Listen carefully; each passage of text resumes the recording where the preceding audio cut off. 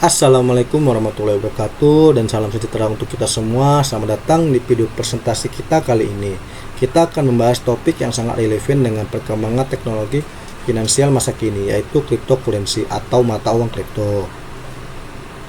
Di sini kita akan mempelajari 3 hal utama, yaitu sejarah cryptocurrency, kedua fungsi dan kegunaannya, dan ketiga adalah mengenal 10 cryptocurrency paling populer di dunia. Kita akan masuk ke sejarahnya. Yang pertama, pada tahun 1983, ketika kriptografer David Coe mengembangkan alat kriptografi elektronik anonim yang disebut e-cash. Ini adalah cikal bakal uang digital. Kemudian pada tahun 1995, DigiCash dikembangkan sebagai metode pembayaran awal dalam bentuk enkripsi elektronik yang memungkinkan orang menarik uang kertas dari bank secara digital.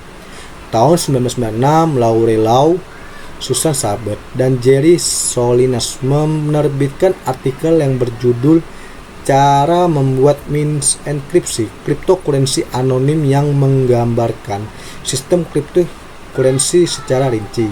Lalu pada tahun 1998, Weiday merilis B-Money, sistem pembayaran elektronik terdesentralisasi anonim. Inilah fondasi awal dari cryptocurrency. Menurut penelitian Crypto tahun 2025, konsep-konsep awal seperti e-gold, Hashcash, dan BitGold juga menjadi fondasi penting sebelumnya lahirnya Bitcoin. Sementara itu, Carbalay pada tahun 2025 menelusuri evolusi uang dari sistem barter, koin logam, uang kertas, hingga cryptocurrency sebagai kelanjutan alami transformasi sistem moneter.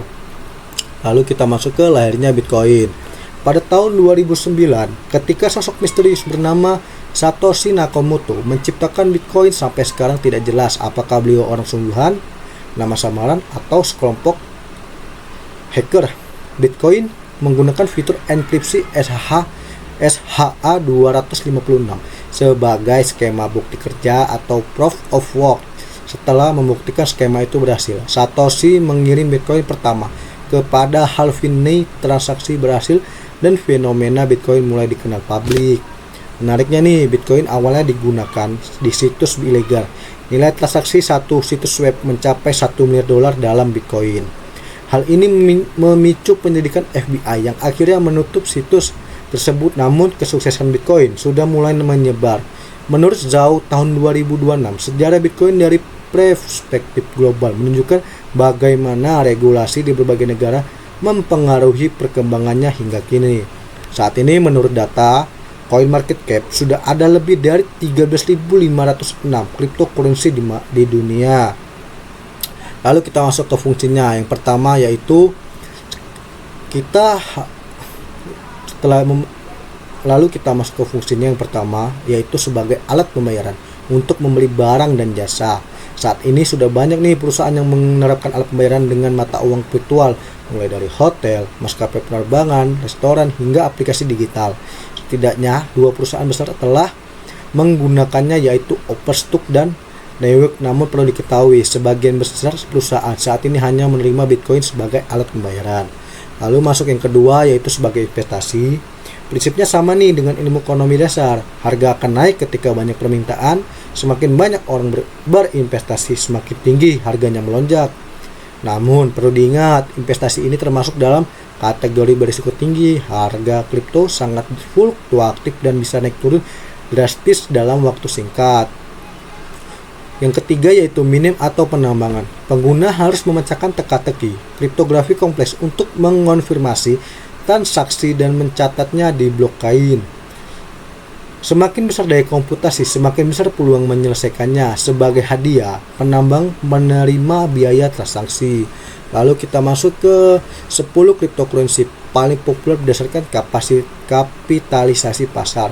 Yang pertama tentu saja yaitu Bitcoin. Bitcoin adalah mata uang kripto virtual pertama di pasar.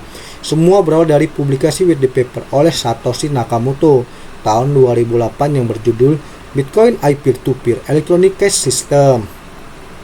Bitcoin tidak mempunyai bentuk fisik. Ini adalah mata uang terdesentralisasi yang sering dianggap anonim dan tidak terkait dengan pemerintahan atau entitas legal tertentu. Bentuk paling representatif dari Bitcoin adalah file yang tersimpan di dompet digital. Alamat Bitcoin mirip seperti email, tapi hanya digunakan satu kali. Lalu kita masuk ke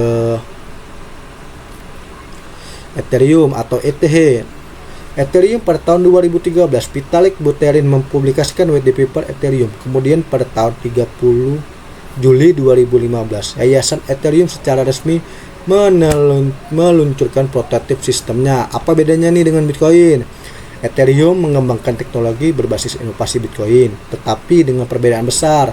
Ethereum dapat diprogram sehingga bisa digunakan untuk berbagai aset digital. Tujuan Ethereum menjadi platform global untuk aplikasi terdesentralisasi yang memungkinkan pengguna dari seluruh dunia menulis dan menjalankan perangkat lunak bebas sensor. Ethereum memiliki mata uang kripto sendiri yaitu Ether dan juga mendukung smart contract, yaitu program komputer yang otomatis menjalankan aksi sesuai kesepakatan antar pihak. Lalu kita masuk ke Binance Coin atau BNB. Binance Coin atau BNB diluncurkan Juli tahun 2017 oleh Changping Zhao. Binance adalah bursa mata uang kripto terbesar di dunia. Nama Binance diambil dari Binary Finance di Indonesia, toko kripto terafiliasi dengan Binance. Yang keempat adalah XRP atau Ripple. Dikembangkan oleh perusahaan Ripple yang didirikan 2012 oleh Chris Larsen dan Jaded MC Kalle. Ripple mengatakan XRP adalah aset digital yang dibangun untuk pembayaran global, menyamai pengiriman uang global yang sekarang masih dilakukan sistem perbankan tradisional. XRP memungkinkan kirim uang dengan biaya sangat rendah dan penyelesaian transaksi di bawah 5 detik. Berbeda dengan Ethereum, XRP tidak menggunakan proof of work, melainkan protokol konsensus yang lebih tersentralisasi dan efisien. Lalu kita masuk ke Solana atau Sol. Di sini proyek open source ini dimulai Anatoly Yakovenko dan Greg Fitzgerald pada 2017, diluncurkan Maret 2020 oleh yayasan di Solana di Swiss.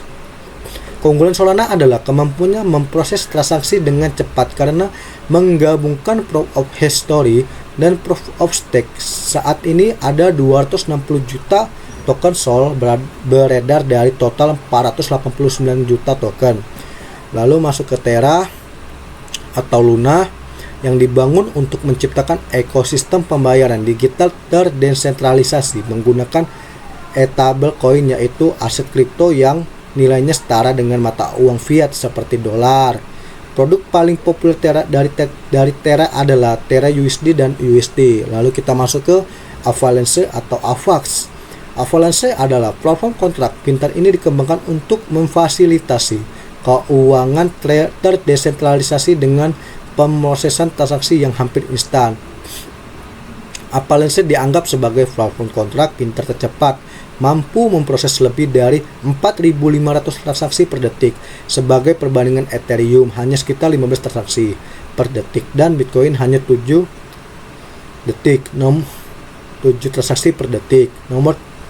Lalu kita masuk ke Polkadot atau DOT, yang di sini disebut jaringan ini dirancang untuk menggabungkan satu jaringan blockchain dengan jaringan blockchain lainnya. Polkadot sering disebut dengan jaringan multi rantai karena dapat menghubungkan berbagai blockchain, berbeda dengan Bitcoin yang beroperasi secara independen.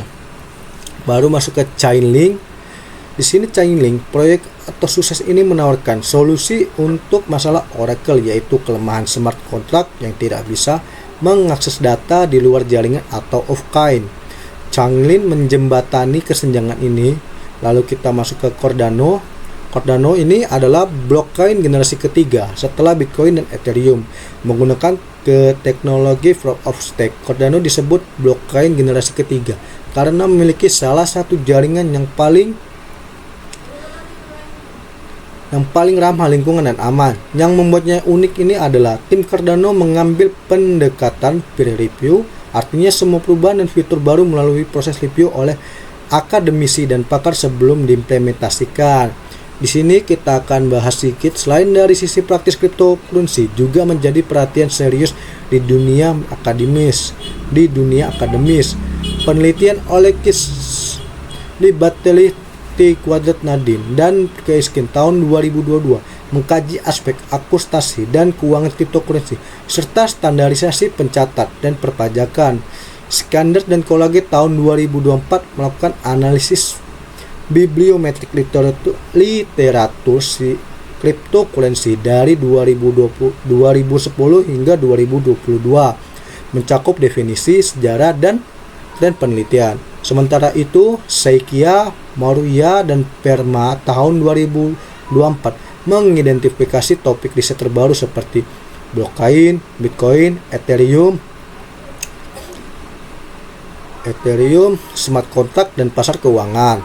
Lalu Xiang Li dan kolega tahun 2025 melakukan tinjauan sistematis tentang aset kripto dalam strategi alokasi aset, gelembung spekulatif, dan model valuasi pasca persetujuan ETF Bitcoin dan Ethereum. Nah, mari kita recap sebentar dari bentuk presentasi ini. Di sini kesimpulannya, kriptokurensi lahir dari ide anonimitas dan desentralisasi, kini berkembang menjadi aset digital dengan berbagai fungsi dari ribuan jenis yang ada. 10 besar seperti Bitcoin, Ethereum, dan lainnya mendominasi pasar dengan keunggulan masing-masing. Yang perlu diingat, dunia kripto adalah dunia yang dinamis dan penuh risiko. Jangan pernah investasi tanpa pemahaman yang cukup pelajari. Pahami baru bertindak. Oke, sekian dan terima kasih telah menyimak video ini sampai akhir. Semoga bermanfaat dan sampai jumpa di kesempatan berikutnya. Wassalamualaikum warahmatullahi wabarakatuh.